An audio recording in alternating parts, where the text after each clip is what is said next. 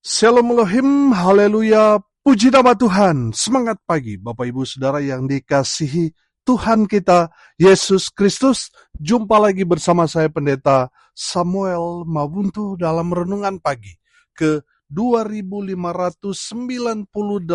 hari. Renungan Pagi ini mengudara. Puji Tuhan. Bapak Ibu Saudara yang dikasihi Tuhan, sebelum kita membaca, mendengarkan, dan merenungkan firman Tuhan hari ini, mari kita berdoa, minta pimpinan Roh Kudus. Kita berdoa. Bapa di surga, berbicaralah kepada kami semua. Pakai firman Tuhan ini untuk menegur kami, menasihati kami, meneguhkan iman percaya kami, dan memberkati kami semua. Di dalam nama Tuhan Yesus yang adalah firman Allah yang hidup, kami berdoa. Amin. Haleluya. Bapak Ibu Saudara yang dikasihi Tuhan, bersama dengan saya kita akan belajar Alkitab dari kitab Kejadian sampai kitab Wahyu. Mari buka Alkitab kita. Roma pasal 12 ayat 16 sampai ayat 18. Demikian firman Tuhan. Hendaklah kamu sehati sepikir dalam hidupmu bersama. Janganlah kamu memikirkan perkara-perkara yang tinggi, tetapi arahkanlah dirimu kepada perkara-perkara yang sederhana. Janganlah menganggap dirimu pandai. Janganlah membalas kejahatan dengan kejahatan. Lakukanlah apa yang baik bagi semua orang, sedapat-dapatnya. Kalau hal itu bergantung padamu, hiduplah dalam perdamaian dengan semua orang. Amin firman Tuhan. Haleluya. Bapak Ibu Saudara yang dikasihi Tuhan, dari kebenaran firman Tuhan ini kita akan belajar bagaimana seharusnya kita hidup sebagai orang percaya. Yang pertama, ayat 16. Perhatikan. Hendaklah kamu sehati sepikir dalam hidupmu bersama. Janganlah kamu memikirkan perkara-perkara yang tinggi, tetapi arahkanlah dirimu kepada perkara-perkara yang sederhana. Janganlah menganggap dirimu pandai. Saudara yang dikasihi Tuhan, yang pertama, hati dan pikiran kita harus sinkron, harus kompak, harus terkonek dengan baik. Amin. Haleluya. Saudara, ada yang tidak sinkron antara hati dan pikiran yang berakhir pada kehilangan damai sejahtera. Saya kasih contoh. Hati saudara ingin membantu seseorang, tapi saudara mulai berpikir mengenai jumlah yang saudara mau berikan kepada teman saudara, atau mungkin orang yang tidak kita kenal, tetapi Roh Kudus yang menggerakkan hati kita untuk memberi. Tapi kita mulai menimbang-nimbang dalam pikiran kita karena yang kita mau berikan cukup besar. Karena saudara banyak berpikir, akhirnya hati dan pikiran tidak sinkron, tidak kompak. Terjadi apa? Terjadi penolakan.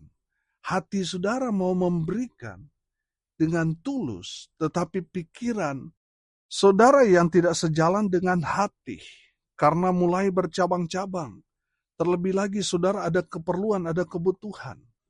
Akhirnya apa saudara? Saudara punya hati yang ingin membantu, menolong sesama, tetapi karena ditimbang-timbang oleh pikiran, akhirnya saudara tidak sejalan dengan hati saudara, saudara tidak menyalurkan, berbagi berkat kepada sesama saudara. Saudara yang dikasihi Tuhan, itu artinya pikiran dan hati saudara tidak kompak. Dalam kehidupan kita bersama, baik dalam rumah tangga, keluarga, dalam komunitas pelayanan, harus kompak. Satu dengan yang lain harus sehati dan sepikir. Amin.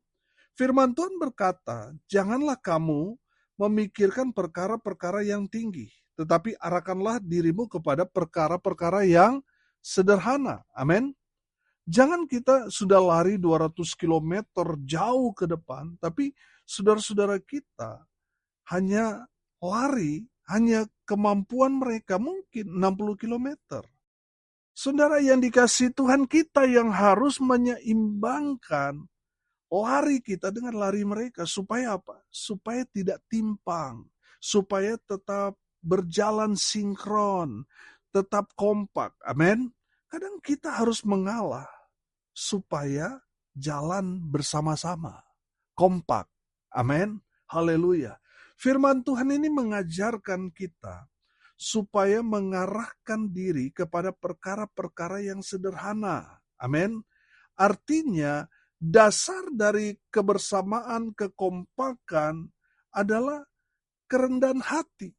Hal-hal yang sederhana ini bicara kerendahan hati. Amin. Firman Tuhan menasihati kita, jangan menganggap dirimu pandai. Jangan sok pintar.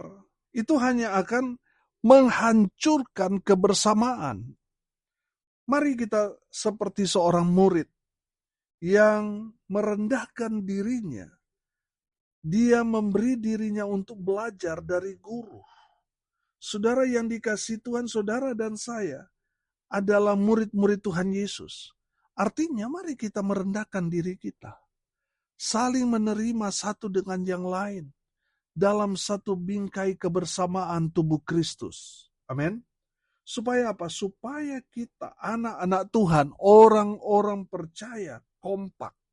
Saudara, saya yakin dan percaya kalau kita kompak, hati dan pikiran kita jadi satu. Oh, haleluya. Kita akan memiliki satu kekuatan yang luar biasa. Saya percaya kalau dalam pelayanan saudara terjadi kekompakan, saudara akan melihat terobosan-terobosan besar Tuhan karyakan dalam pelayanan saudara. Amin.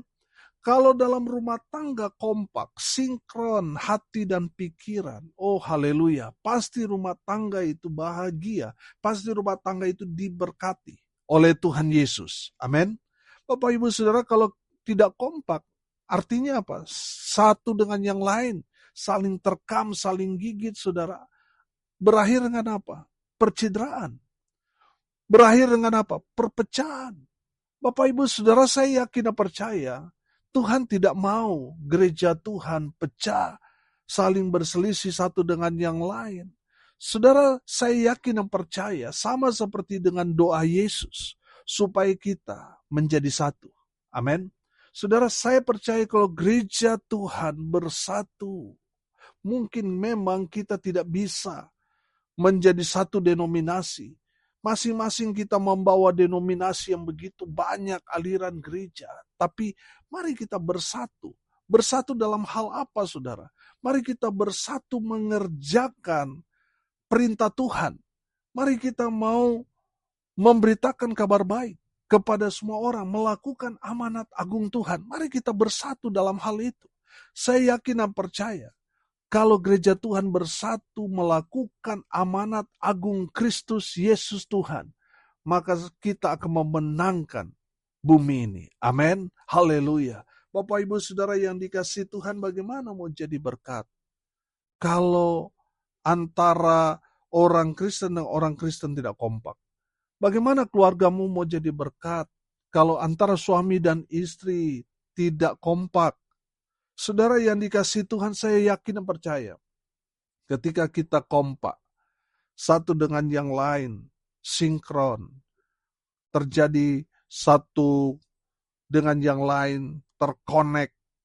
Saudara yang dikasihi Tuhan, ketika kita menjadi satu, kita akan melakukan hal-hal yang besar, yang hebat, dahsyat, luar biasa. Amin. Tuhan mau kita bersatu. Mari kita bergandengan tangan, walaupun mungkin kita beda bendera. Tapi mari kita kerjakan amanat agung Tuhan Yesus. Supaya apa saudara? Supaya Tuhan Yesus cepat datang. Menjemput kita semua. Hamba-hamba Tuhan. Anak-anak Tuhan. Orang-orang percaya. Oh haleluya, haleluya. Mari kita bersatu saudara. Amin. Haleluya. Yang kedua, kita belajar dari ayat 17. Janganlah membalas kejahatan dengan kejahatan. Lakukanlah apa yang baik bagi semua orang. Haleluya.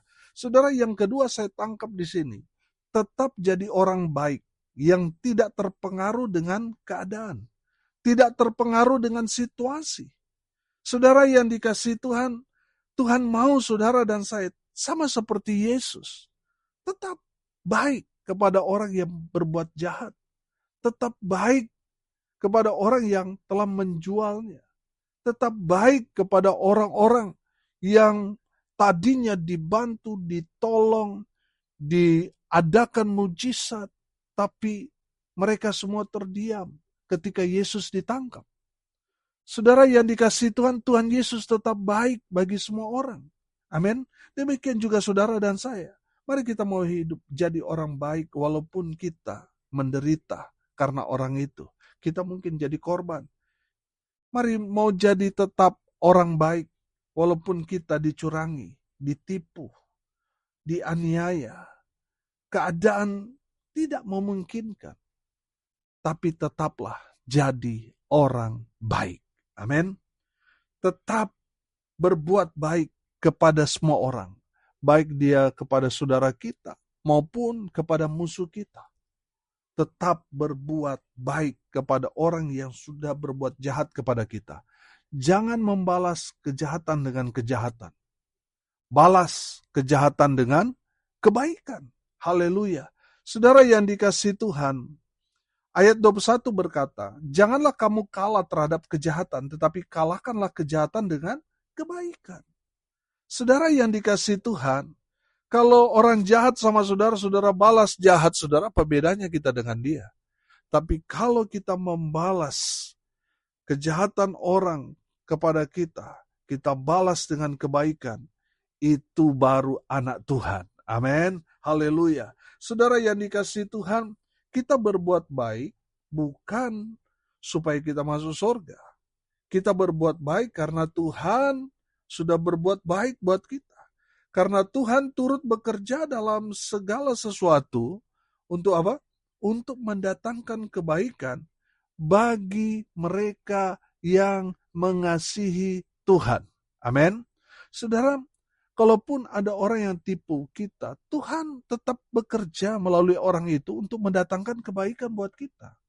Mungkin orang itu membuat sesuatu hal yang merugikan kita. Allah turut bekerja melalui peristiwa itu. Ada hal yang baik yang Tuhan akan berikan buat saudara dan saya. Amin. Artinya apa? Tuhan tidak lepas kontrol kepada kita. Tetaplah berbuat baik. Amin. Walaupun mungkin saudara menerima hal-hal yang jahat dari orang yang sama, tetaplah berbuat baik. Karena di saat kita berbuat baik, mata Tuhan tetap mengawasi kita. Melihat apa yang kita kerjakan, lakukan. Dan pasti satu hari nanti, saudara akan melihat kebaikan-kebaikan yang saudara tabur itu akan menghasilkan buah yang terus berbuah sampai berjuta-juta kebaikan yang akan saudara dan saya nikmati. Bukan hanya kepada kita, tapi anak cucu cicit buyut kita turut menikmati kebaikan yang saudara dan saya lakukan. Amin. Firman Tuhan juga mengajarkan kita, berbahagialah orang yang murah hatinya karena mereka akan beroleh kemurahan. Saudara, kalau saya artikan kemurahan hati ini kebaikan, saudara di saat saudara berbuat baik, semakin banyak saudara berbuat baik, semakin banyak berkat yang saudara akan terima. Amin. Semakin banyak saudara berbuat baik, itu akan menghasilkan buah-buah kebaikan yang akan saudara nikmati. Memang belum sekarang, tapi pasti. Amin. Yang ketiga saudara, kita harus membawa shalom. Kita harus membawa damai. Saudara perhatikan ayat 18. Sedapat-dapatnya kalau hal itu bergantung padamu, hiduplah dalam perdamaian dengan semua orang. Haleluya. Saudara dan saya harus membawa damai dimanapun kita berada. Pertanyaannya, kenapa kita harus membawa damai? Karena Tuhan kita Yesus Kristus adalah Raja Shalom, adalah Raja Damai. Amin. Jadi kita orang percaya, orang yang ikut Yesus dimanapun kita berada, kita harus seperti yang kita ikuti, membawa damai. Amin. Bukan jadi provokator, bukan jadi biang kerok kerusuhan. Saudara yang dikasihi Tuhan, Matius 5 ayat 9 jelas berkata, berbahagialah orang yang membawa damai, karena mereka akan disebut anak-anak Allah. Amin. Bapak Ibu Saudara yang dikasihi Tuhan, saya yakin dan percaya, kalau kita paham firman Tuhan ini, pasti kita akan membawa damai kemanapun kita berada. Amin. Kita ketemu dengan teman kita yang sedang bermasalah dengan teman kita juga. Saudara, jangan kita datang memprovokasi dia untuk tambah benci dengan teman saudara.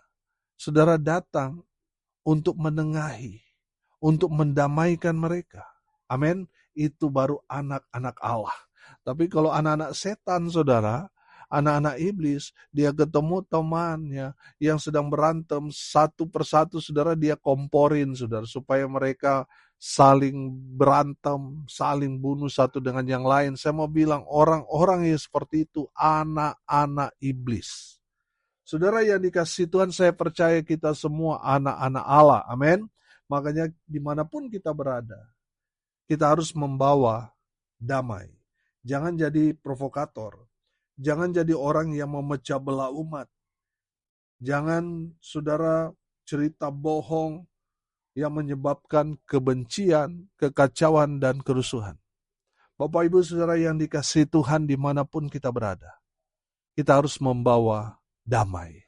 Supaya orang di luar sana melihat kita beda dengan orang lain yang tidak mengenal Tuhan. Kita yang mengikut Yesus, percaya kepada Tuhan Yesus, cinta damai. Amin. Makanya saudara lihat, beberapa kali peristiwa di mana orang Kristen dianiaya, pasti selesai dengan perdamaian. Tapi coba, kalau masalahnya dibalik, wah itu tidak ada perdamaian itu.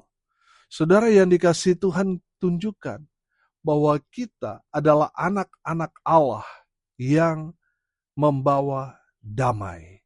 Sehingga dimanapun kita berada, kita membuat orang merasakan damai sejahtera. Amin. Bukan mereka panik dengan kehadiran kita, ketakutan dengan kehadiran kita, menggebu-gebu untuk balas dendam karena kehadiran kita. Saya mau sebut, itu bukan ciri-ciri anak Allah. Anak-anak Allah cinta damai. Amin. Pertanyaannya sederhana. Dalam kehidupan saudara, saudara cinta damai atau cinta perkelahian?